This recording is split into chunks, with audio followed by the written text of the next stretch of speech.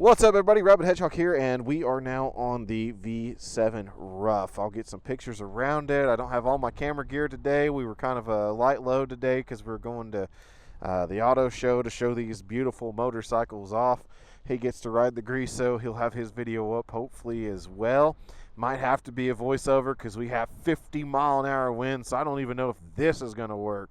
We'll find out when we get there. So you can tell that everything is just bobbing in the wind over here, and it's fun and hilarious right now. Once again, praise to Don and his team for making this dadgum good exhaust for these bikes. I know his bike is stock over there on the Griso, but this bike has that system that they put in, and it is a lovely sound. It definitely sounds very good. So anyway, you got your trip odometers, all that fun stuff there. I'll worry about that later. Usually there's a button on the back end. I don't feel it on this one, so we're all right there. Now this one, of course, has everything else standard. You got your right side kill switch mode that goes through 68.2 degree temperature clock, traction control setting, average miles per gallon, all that good stuff. Hover horn, turn signals that are slide cancel, bright selection, and flash to pass on the back. Of course, on the clock you have ABS traction control. That's what that means. You have a shift light or general maintenance warning. You have also your service engine light, neutral, gas light, your turn, and the brights behind it. So, and a nice gear indication right in the middle there. So we'll get this bike into gear here and let's get her out on the road.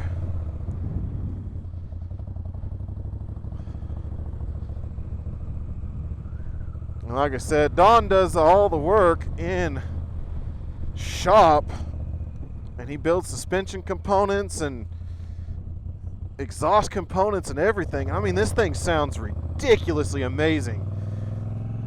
One of the best sounding exhausts I've ever heard on a motorcycle, and it's all dyno tuned too, so there's no like fueling issues or anything like that, or horrifying back pops or any of those typical things that come with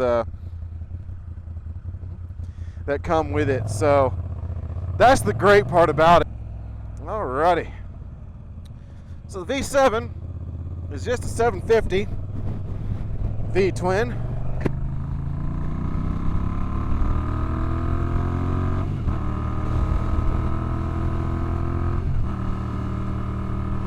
Getting her up to highway speed here.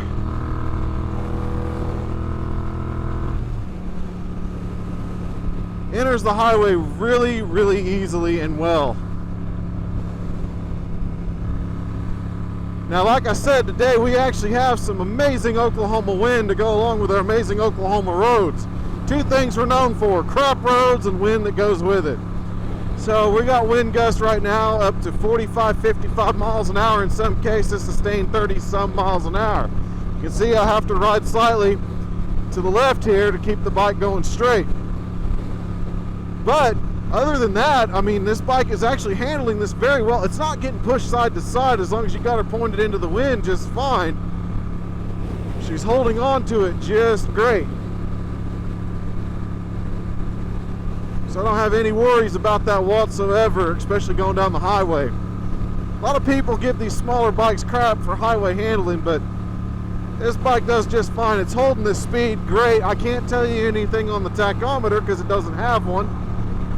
But it is churning right along, and it has plenty of top end torque even in the top gear. So you're able to pass even without shifting, so you don't have to drop the gear if you don't want to, but if you want to disappear, drop that gear. Go ahead and exit off here, and we're going to take her down some roads. Hopefully we'll get some, that's the wrong exit. I think we got the next one here, 89th Street.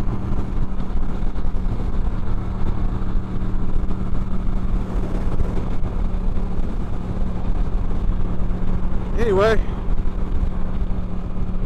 bike handles the highway perfectly.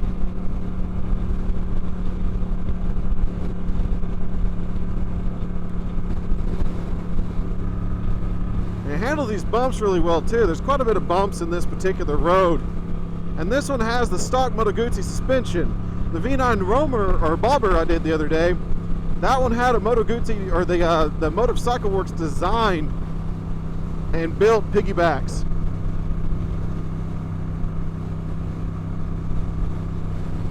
But this one's handling all the bumps and all the horribleness just fine right now as well. Now the V7 Rough is kind of like the Urban Scrambler variant for Moto Guzzi. So it does have more knobby type tires. It does have a little bit different stance than the other bikes.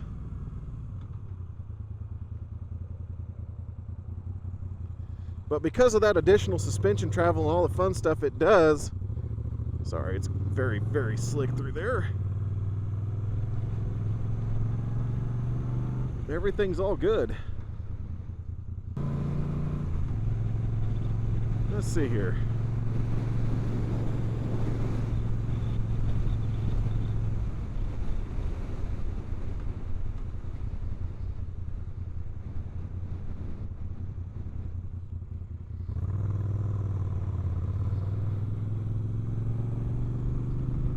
Woo, plane! Look at the plane! That's fun. You know, we're having more fun than them. Anyway.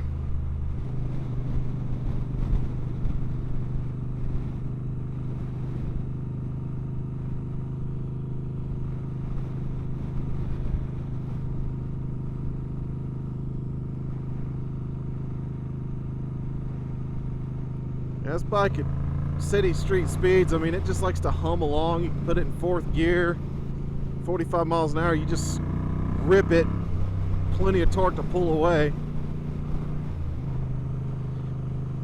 Clutch response on this one, being that it is a cable operated, is about halfway through travel, not all the way at the end like most hydro clutches, like that Grieso behind me there that the Seagull is riding.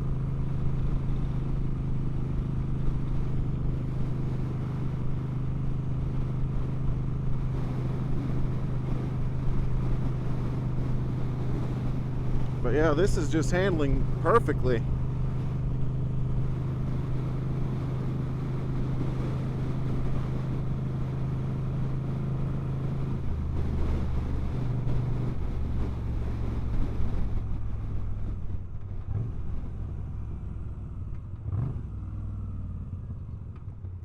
Downshifts precisely, upshifts precisely as well. As long as I get my foot under it the right way, then we're good.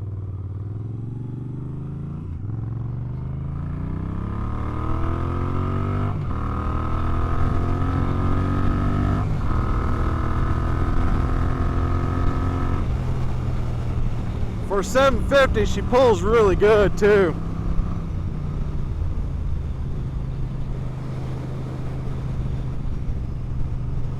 It's just got really great low end torque power. I mean, it does trail off when you get to the mid-high, but it's still, for the most part, that torque curve is still linear with it. So the horsepower curve maybe not be there, but at least on the torque curve, we got plenty of it. It takes us to speed just fine. Now we're heading directly into that wind, so I apologize if we're getting blasted here. Another plane.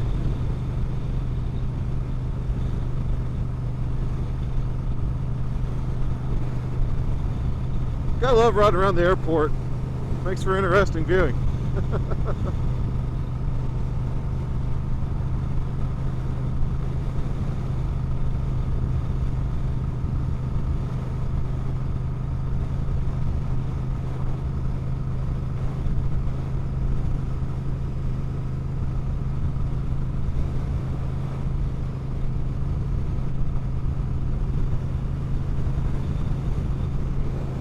Yeah, going over the bumps, going over all this stuff, being blown around. This bike handles it so well, and it's not particularly heavy either. And the suspension travel is great on it. I'm not having any problems bottoming out despite my weight, despite the preload not being set to me. Now it is just a single preload in the back. It does not preload adjust in the front. More of that traditional suspension using the good old 41mm fork a lot of people use, but just rides so daggum well. Like I said, despite the wind pushing against you, trying to tell you you can't ride in it.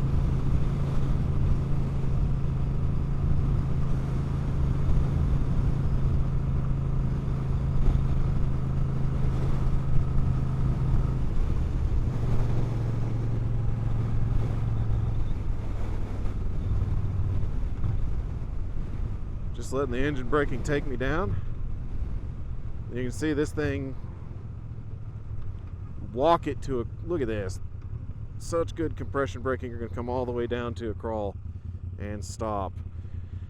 Now the regular brakes on this motorcycle are fantastic as well.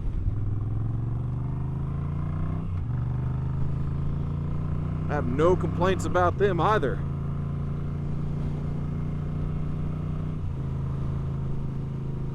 This is just a fun motorcycle to just take out. I mean, this is one you can do some work to, put some bags on it, get it into a nice little scrambler with a little touring in it. And this bike will do great doing that. It's so comfortable. Ergonomically speaking, it's a very standard bike. Now this one, unlike the V9, your feet are actually more toward the back again, so you're not quite as far forward as you are on the V9. You're not quite as far back as you are on the Greaso. You're like dead in the middle between the two of them. So your legs come out, knees go just slightly above the head of the engine. Your legs come right back to the pegs to keep you off that. So you're not bumping anything, no intakes in the way or anything of that nature. So that's good news.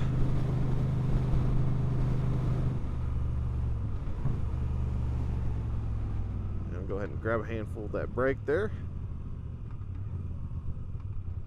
Works great.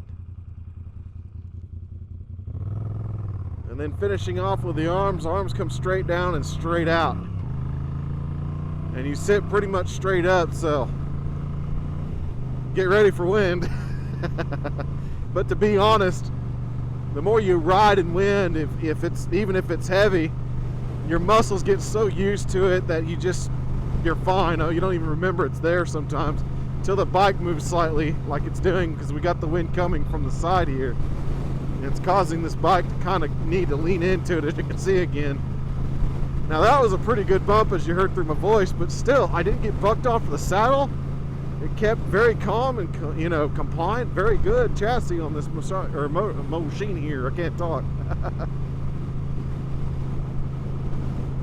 But fabulous, fabulous riding motorcycle. I mean, this is the basic model too. The V7 is the lower end of the Moto Guzzi line. The attention to detail is super cool on it. Gas cap is pretty dang cool. It's got the Moto Guzzi logo all stamped in it. The heads look awesome when they're sticking out there. I love the Eagle logo, of course, on the tank. It's an actual logo, not painted on there. I like that. It gives that more classic, nostalgic feel.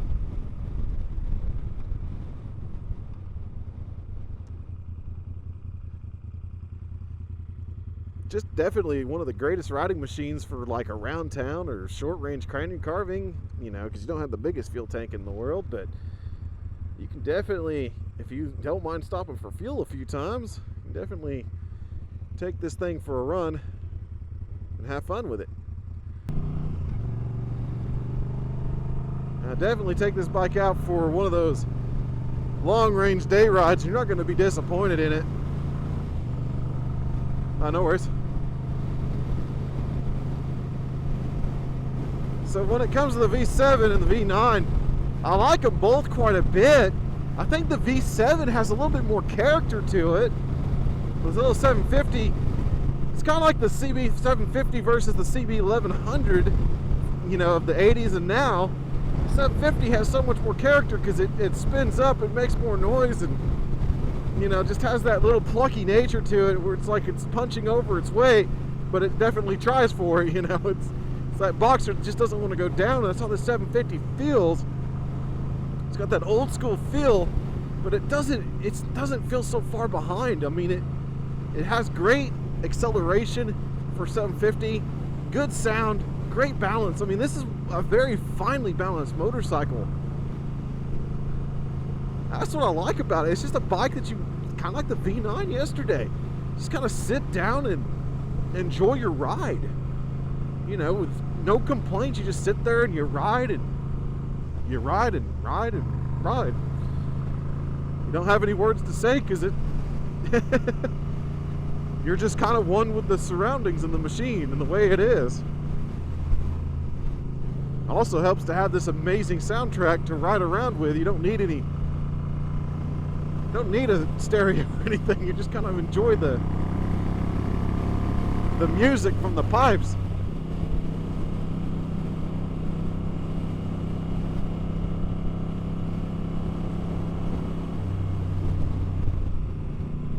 Definitely one of the best smaller motorcycles or mid-sized motorcycles I have rode. Such a lively motorcycle, such a great chassis. Not really top heavy at all. I mean, it might be a little bit compared to like an Indian Scout, for instance. You know, that bike is very well balanced on the low end because it holds its weight all down there. But compared to a Sportster like the 883, the 883 it's so top heavy that when you try to lift it, 560 pounds to some people feels like 710. And that's kind of where Harley needs to learn, is find a bike like this and fix the weight distribution and make that engine work. I mean, I know we have the liquid cooled Street 750s and stuff like that, and this is of course a big old air cool, oil cool. And you know, this one to me has way more character, and I think it actually would be more sprightly versus a Street 750. And I love that Revolution X engine. I still love it to this day, even though me and Harley have had our qualms as of recent. But I have to say that this bike is way more satisfying than the Street 750 that I once had. It's lighter. It rides better. It has way better turning. You have, of course, pipes on each side on this motorcycle. You don't have that very wide out pipe that you have on the right side of a Street 750. So you don't have to worry about putting your feet down because the bike is narrow, the seat is narrow connecting to the tank. So your feet go straight down, touch the ground real easily. And you don't have to worry about that extra 3-4 inches that sit there to get your foot to the ground and burn your leg off at the same time if you're shorter. This bike definitely takes care of that. Now coming around, I mean, we've been riding these things for a while because I rode out to one spot, now we're riding back, and you know, we've had a good hour run or more so, and I mean, we've been in stop and go, we've been on highway, been in mixed riding, and this thing has handled it all. We got 60-some degrees, 65 degrees I think today, gracefully, thank goodness. And I don't really feel any heat coming off this engine at all, despite it being right in front of my legs and the air going right through it. And normally, even on my CB1100, I know the engine's there and I know we got some heat coming through.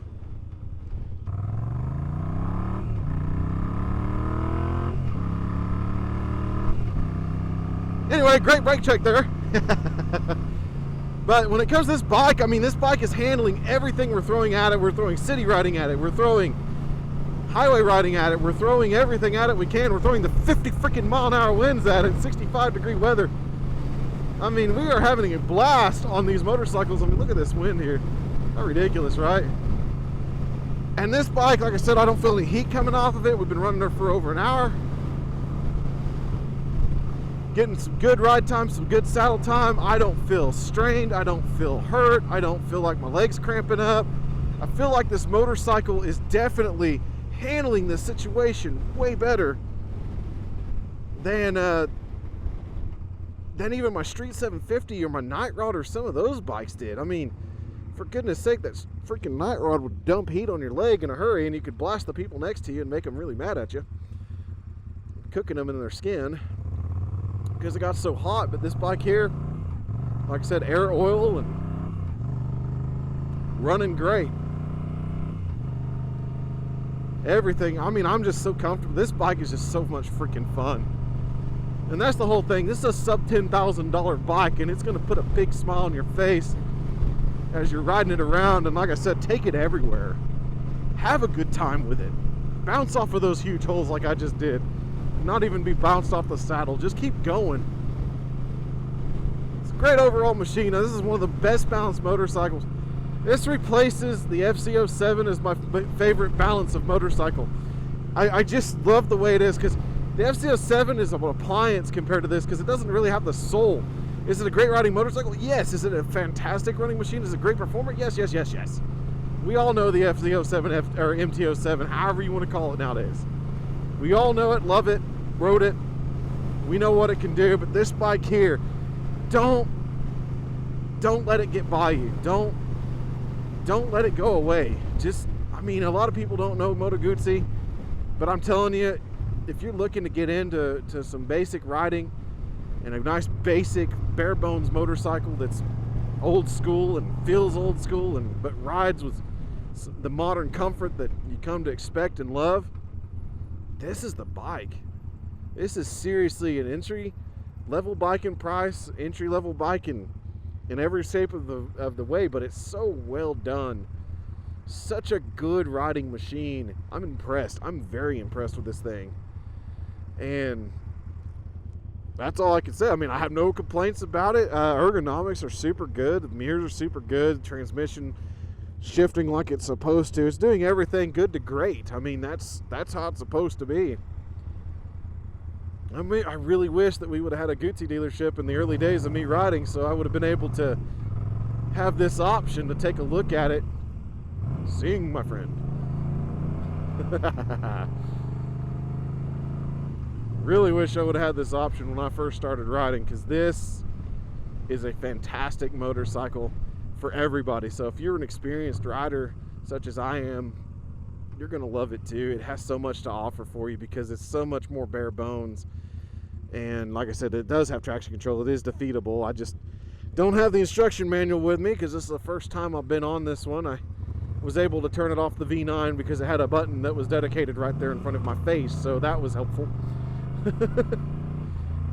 So at any rate, if you're looking for a great motorcycle, good price, I mean, this is going to cost you the same as many Sportsters. Skip the Sportster, go to this. Seriously, get the Guzzi, ride the Guzzi, love the Guzzi, because you're going to. At any rate, this is the Rabbit Hedgehog. Keep that shiny side up, and we'll catch you on that next video.